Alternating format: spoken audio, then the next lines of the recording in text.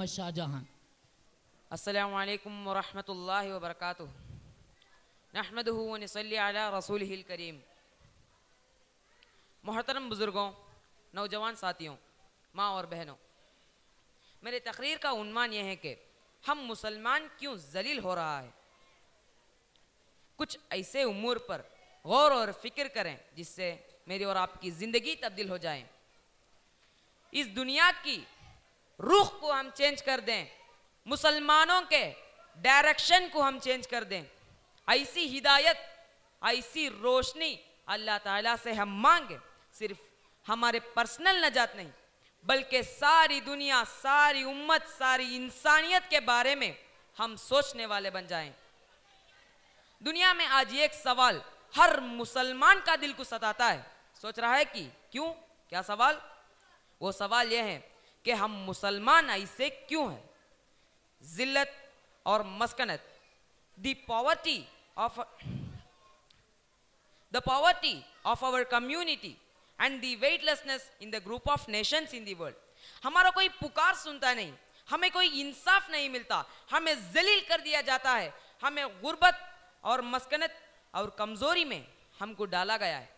नौजवान बिल्लत के गौर और फिक्र करने वाले लोग इस सोच में पड़े रहते हैं कि हम मुसलमान गरीब क्यों हैं। Who are we poor? Why are we in the state that we are in? Why is that we cannot respond to that media? जो हमारी जिल्लत होती है, क्यों हम रिस्पॉन्ड नहीं कर सकते? ऐसा क्यों हम ऐसा बने हैं? हमारे पास डॉक्टर्स क्यों नहीं है? हमारे पास एडवोकेट्स क्यों नहीं है? हमारे पास बॉटम ऑफ द पिरामिड में क्यों मुंह है? क्यों हम जलील हो गए हैं? क्या हम अल्लाह को पसंद नहीं है? क्या अल्लाह हमसे मोहब्बत नहीं करता? क्या अल्लाह उनसे मोहब्बत करता है? यह सवाल हर मुसलमान के जहन में यकीनून है, और उसका जवाब कहाँ मिलेगा? वो ऑर्डिनरी जवाब तो दुनिया में मिला है। मैं जानता हूं, कहता है कोई आदमी, कहता है Muslims are we poor because we don't have education. चलो स्कूल खोल दो, मैथ्स सिखा दो, इंग्लिश सिखा दो, अलीगढ़ खोल दो, क्या क्या खुलना है, केएसयू खोल दो, अब्दुल अजीज यूनिवर्सिटी खोल दो, cost of science and technology खोया के साइंस एंड टेक्नोलॉजी में उम्मत की राहत है, इज्जत है, माल है। ये सोच है। मैं ये नहीं कह रहा हूं कि ये सही है या गलत है, मगर ये सोच जरूर है। If we be invested on education, और फिर मुसलमान का फ्यूचर ब्राइट हो जाएगा, ये हम सोचते हैं। और कोई आदमी कहता है असल प्रॉब्लम यह है कि we have to become entrepreneurs, we need to start business. चलो उसको लोन देंगे, इक्विटी कैपिटल देंगे, उसको सिखाएंगे बिजनेस कैसे करते हैं। और इस सोच से सोचा जाता है कि मुसलमानों को इज्जत मिलेगी दुनिया में पैसा आने के साथ। बड़ी सोच है मुसलमानों की। मुसलमानों की सोच यह है कि पॉवर्टी एलिवेशन के लिए किसी को खाना खिला दो, किसी को कपड़ा दिला दो, किसी के घर बना के दे दो, किसी के स्लम में शादी कर, किसी के स्लम में क्लिनिक खोल दो, किसी के शादी करा दो, तो मुसलमानों की इज्जत हो जाएगी, बेहतर हो जाएगी, स्ट्रांग हो जाएंगे, और इनका कांटा ऐसा ऊंचा उड़ने लग जाएगा। ज्यादा कहना है सच्चर कमेटी रिपोर्ट तो हिंदुस्तान में बड़ा मशहूर है। और फिर किसी ने सोचा असल मुसलमानों का प्रॉब्लम क्या है मालूम? वो इसलिए कि मीडिया हमारे पास नहीं है। चलो एक मीडिया हाउस खोलेंगे, एक यूट्यूब चैनल खोलेंगे, एक न्यूज़पेपर खोलेंगे, कुछ तो मीडिया में, ट्वीट में, फेसबुक में हमको जीतना है। This is we need to invest our time of our youngsters. This is how you can par with everybody else. मुसलमानों की इज्जत इसी में है। और किसी ने कहा कि एक्चुअल है ना, हम पॉलिटिकली बहुत वीक है। हमारे भी 2 एमएलए 4 एमपी होते ना, बहुत हम स्ट्रांग बनते। हम भी पॉलिटिक्स में, हम भी पार्लियामेंट में अपनी आवाज को उठा सकते थे। असल वक्त की जरूरत यह है कि हम पॉलिटिक्स में जमे, कि हम पॉलिटिक्स में नहीं जमे तो मुसलमान ताकतवर हो नहीं सकते। हम मुसलमान ये खोइए। आज तमिलनाडु में कितने फिरकों में बट गए हैं।